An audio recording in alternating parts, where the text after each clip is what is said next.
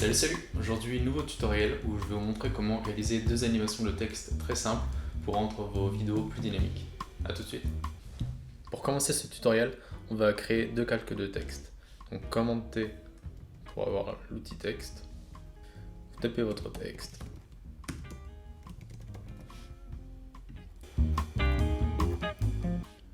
Donc ça, ce sera mon premier texte pour le premier exemple. Là, je vais dupliquer mon calque avec commande D.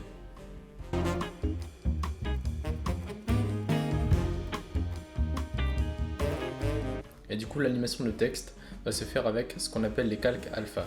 Je vais prendre l'outil plume en appuyant sur G et je vais tracer un contour. L'objectif en fait ici, c'est de créer un contour qui va recouvrir totalement votre texte. Donc là, mon contour recouvre complètement le texte.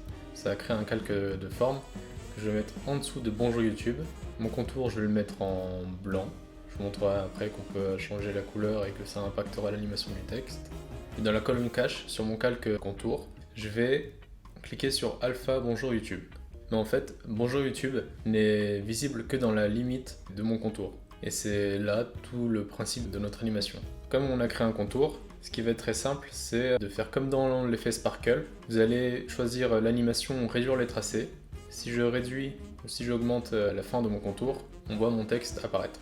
Donc on va commencer à 0 frame par mettre une image clé lorsque la fin est à 0% et on va aller par exemple 20 images clés plus loin et mettre la fin à 100%.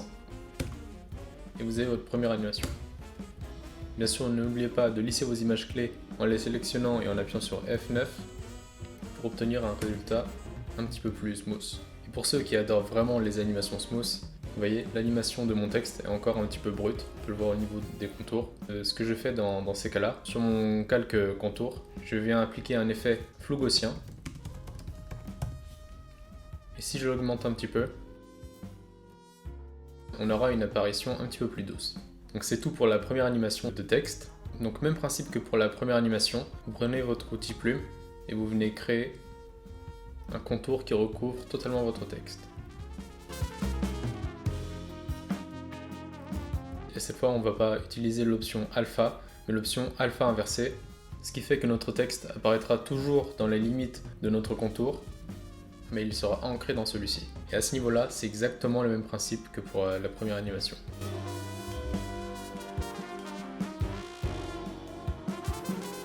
Et voilà, vous avez créé votre deuxième animation de texte. Donc comme je vous disais tout à l'heure, la couleur que vous donnez à vos calques alpha va impacter la couleur qui sera visible à l'écran.